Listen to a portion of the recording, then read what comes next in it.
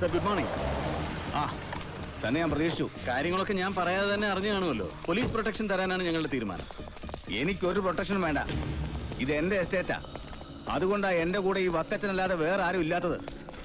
ഇവിടുന്ന് പുറത്തേക്ക് ഇറങ്ങിയാൽ എന്റെ ചുറ്റും ഉണ്ടാവും എപ്പോഴും 100-150 പേർ, പാർട്ടി പ്രവർത്തകർ. അവര് നോക്കിക്കോളൂ ഈ ശരീരം. സാർ കരുതുന്ന പോലെ നിസ്സാരക്കാരനല്ല അപ്പൻ മേനോൻ. താൻ ഈ കൈ കണ്ടോ? ഇതുകൊണ്ടൊരെണ്ണം മനസ്സറിഞ്ഞ് പൊട്ടിച്ച പിന്നെ അവനില്ല. താൻ പറഞ്ഞ അപ്പൻ മേനോൻ. താൻ ചെല്ല്, എന്റെ ജീവൻ ഞാൻ രക്ഷിച്ചോളാം. അയാൾ അങ്ങനെയൊക്കെ പറയും. നമ്മൾ ചെയ്യാനുള്ളത് ചെയ്യണം. വാ സർ.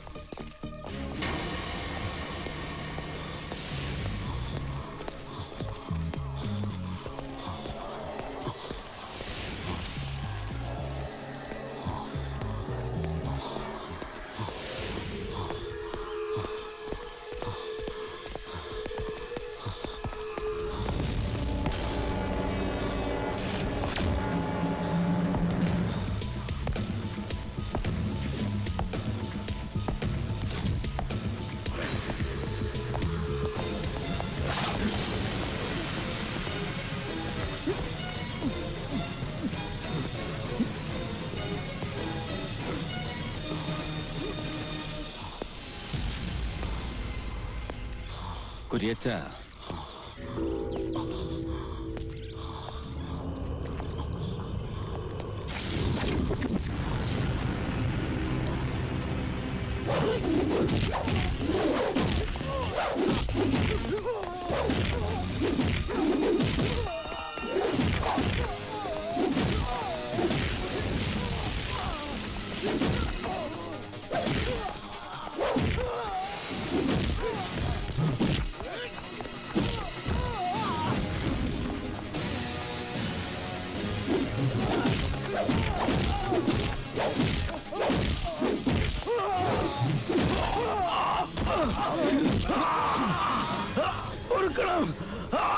എന്നോട് പൊറുക്കണം.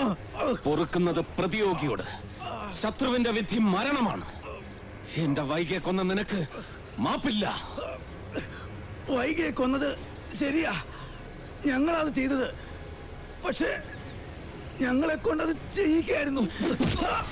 ആര്? ആര്?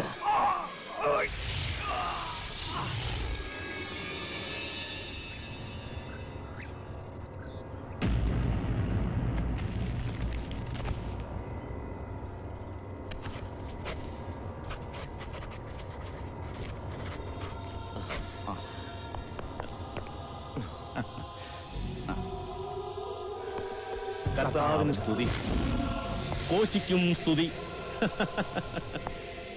പള്ളിയും പട്ടക്കാരും അജഗണങ്ങളും അൽമായരും പിന്നെ കർത്താവിനെ മാർക്കറ്റ് ചെയ്ത് വാരിക്കൂട്ടിയ സ്വത്തും സ്ഥാപനങ്ങളും ട്രസ്റ്റുകളും ഒക്കെ കൃത്യമായിട്ട് അങ്ങ് വീതിച്ചെടുക്കാൻ പാകത്തിൽ ഒരു മാന്ത്രിക ഫോർമുല ഉണ്ടാക്കിയ ഈ പാവം ബഹിരാഷ്ട്ര ബിസിനസ്സുകാരനല്ലേ തിരുമേനി ആദ്യം സ്തുതി പറയേണ്ടത്? വാസ്തവം കോശിക്ക് തന്നെ അത് പറയേണ്ടത്. കോശിയല്ല, കോശി എബ്രഹാം കോശി. സത്യക്രിസ്ത്യാനിയാണെങ്കിലും സംഖ്യാജ്യോതിഷത്തിൽ കുറച്ചേറെ വിശ്വാസമുണ്ട് തിരുമേനി എനിക്ക്. മറ്റുള്ളവർ, അത് നിങ്ങളായാലും അവരായാലും ആരായാലും, മുഴുവൻ പേരിൽ വിളിക്കുന്നതായി എനിക്ക് രാശി. എന്നാ പിന്നെ ഞങ്ങൾ അങ്ങോട്ട്. ഓ ആയിക്കോട്ടെ. പിന്നെ പ്രസ് ക്ലബിൽ പത്രക്കാർ വെയിറ്റ് ചെയ്യുന്നുണ്ട്. പറയണോ അവരോട്? വിവിധ ജാതി മതങ്ങളിൽപ്പെട്ട കർത്തയും നമ്പ്യാരും സാഹിബും ഗുരുയച്ചനും കൂടി സെറ്റിൽ ചെയ്തു പള്ളിത്തർക്കോന്ന്. കിടക്കട്ടെ, അവരുടെ രാഷ്ട്രീയ ജീവിതത്തിലും ചരിത്രത്തിന്റെ വകയൊരു കയ്യൊപ്പ്. ആയിക്കോട്ടെ.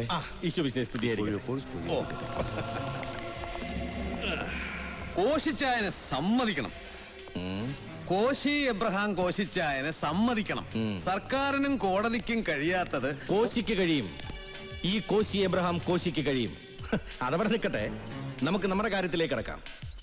ശിവഗംഗ, അവിടെ ഞാൻ ആഗ്രഹിച്ച രീതിയിലല്ല കാര്യങ്ങൾ മൂവ് ചെയ്യുന്നത്. വരദരാജ ചെട്ടിയാർ, ബാലസിംഗം, കൃഷ്ണമൂർത്തി കാർ ഫാക്ടറി പണിയാൻ ശിവഗംഗയെ കുടിയൊഴിപ്പിച്ച് എനിക്ക് തരാമെന്ന് ഏറ്റിരുന്ന പാണ്ടിനാട്ടിൽ എന്റെ ലെഫ്റ്റനൻസ് അവരിന്നകത്താ. കാരണം അവൻ അപ്പൻ മേനോൻ. നമ്പ്യാരെ, നിങ്ങൾ പോണോ അവനെ കാണാൻ? എന്നിട്ടൊരു ഫോർമുല ഉണ്ടാക്കണം, ഒത്തുതീർപ്പിന്റെ ഫോർമുല. സമ്മതിച്ചില്ലെങ്കിലോ? സമ്മതിപ്പിക്കണം. അറിയാലോ, ഈ കോശി ഒത്തുതീർപ്പിന്റെ രാഷ്ട്രീയമേ എവിടെയും കളിച്ചിട്ടുള്ളൂ. ഒത്തുതീർപ്പില്ലാത്തത് കോശി എബ്രഹാം കോശിച്ചായനോട് എതിർക്കുന്നവരോട് മാത്രം. അതെ, ശിവഗംഗ മാത്രമല്ല, ഒരുപാട് ഗ്രാമങ്ങൾ വേറെയും കണ്ണുപറ്റിച്ച് വെച്ചിട്ടുണ്ട് ഞാൻ ഇന്ത്യ മഹാരാജ്യത്തിന്റെ ഭൂപടത്തിൽ.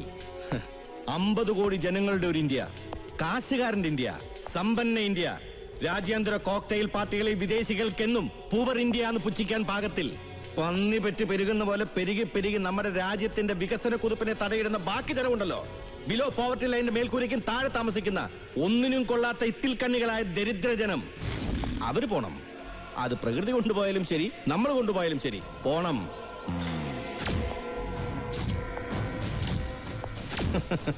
കോശിയുടെ തേരോട്ടം തുടങ്ങുന്നതേ ഉള്ളൂ കർത്താ ശിവഗംഗയിൽ. ഗണപതിക്ക് വെച്ചത് തന്നെ കാക്കയ്ക്ക്. അങ്ങനെ ശുഭമല്ലാത്ത സംഭവിക്കാൻ പാടില്ല. അതും പറയണം അപ്പനോട്. എന്നിട്ടും വഴങ്ങിയില്ലെങ്കിൽ സംസ്കരിക്കണം അവന്റെ ഇഷ്ടങ്ങളെ.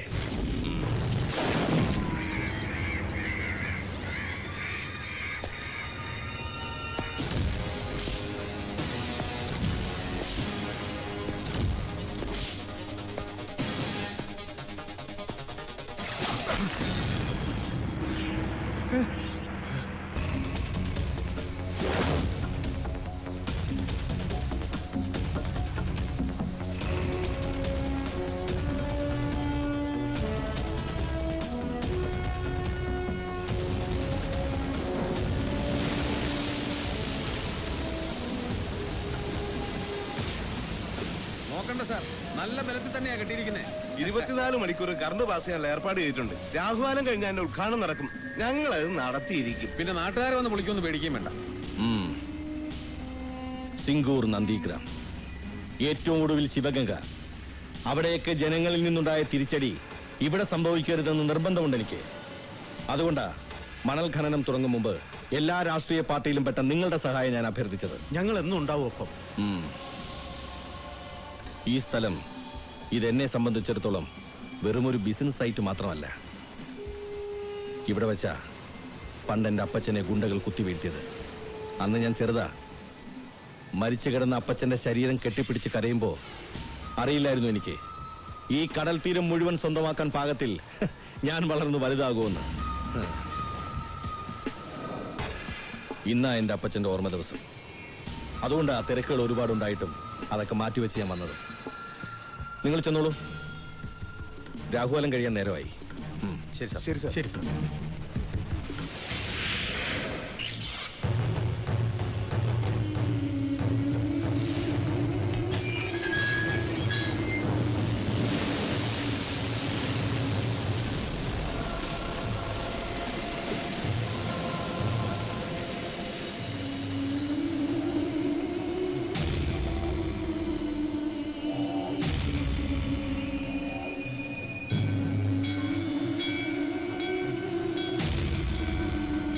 എന്താ മക്കളെ, സഹായത്തിന് വന്നതാണെങ്കിൽ മടിക്കണ്ട, ചോദിച്ചോളൂ.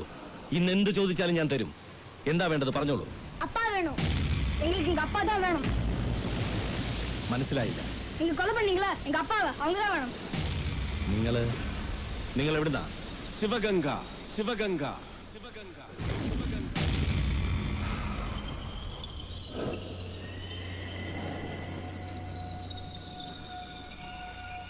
ഓർക്കുന്നില്ലേ നീ ശിവഗംഗയെ? കാർ ഫാക്ടറി പണിയാൻ നീ കുരുതിക്കളമാക്കിയ ശിവഗംഗ അവിടുത്തെ കുട്ടികളായിരുന്നു.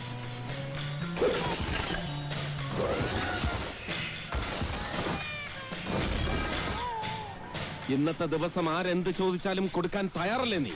കൊടുക്ക്, കൊടുക്ക്, തിരിച്ചു കൊടുക്ക് ഇവരുടെ അച്ഛന്മാരെ. എനിക്കും വേണം എന്റെ പാവം വൈകെ. പറ്റുമോ? തിരിച്ചു തരാൻ പറ്റുമോ നിനക്ക്? കോശി, ഭൂമിയിൽ നിന്ന് പുറന്തള്ളപ്പെടുന്ന നീരാവിയെല്ലാം ഒരു ദിവസം സംഘടിച്ച് പേമാരിയായി പെയ്യുമെന്ന് കേട്ടിട്ടില്ലേ നീ? നിന്റെ കാര്യത്തിൽ അത് സംഭവിക്കാൻ പോകുന്നു. നിന്റെ കാലം അതിവിടെ തീരുന്നു. Your time is up.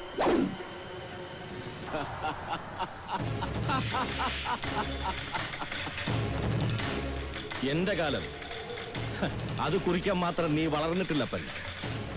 പക്ഷെ നിന്റെ കാലം അത് തീരുമാനിക്കാൻ കഴിയും ഈ കോശി എബ്രഹാം കോശിക്ക്. നിന്റെ വൈകയുടെ കാലം കുറിച്ചതുപോലെ, ഇവരുടെയൊക്കെ തന്തമാരുടെ കാലം കുറിച്ചതുപോലെ, പിന്നെ നിനക്കറിയാത്ത ഒരുപാട് ഒരുപാട് പേരുടെ കാലം കുറിച്ചതുപോലെ എനിക്കത് സാധിക്കും. Now your time is up.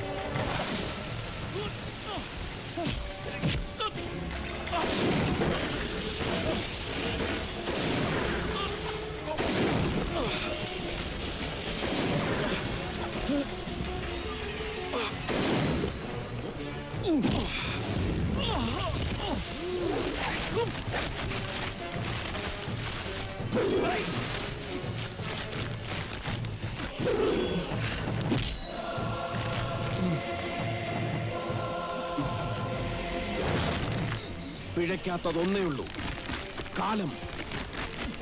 ഇനി നിനക്ക് നിന്റെ യാത്ര ആരംഭിക്കാം. മറ്റൊരു കാലത്തിലേക്കുള്ള യാത്ര, മരണയാത്ര.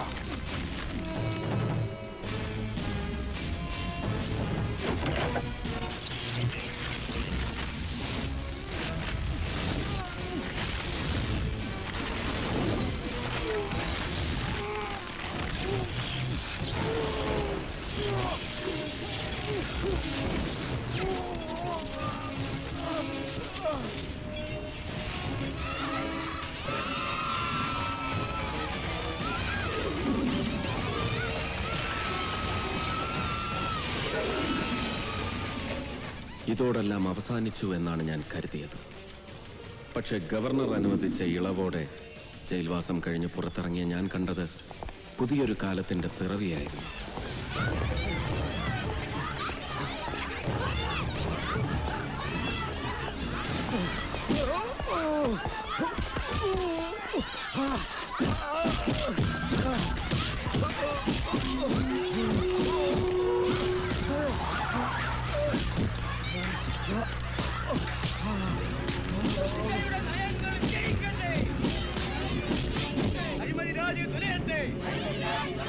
അഴിമതിക്കാരെ തൂക്കിലേറ്റുക. അഹിംസയല്ല ഓർത്തോളൂ. ഹിംസയാണ് ഇനി ശിക്ഷാമാർഗം. അഴിമതിക്കാരെ രാഷ്ട്രീയക്കാർക്ക് വക്കച്ചന്റെ ഗതി. ഹിംസയുടെ നയങ്ങൾ വിജയിക്കും.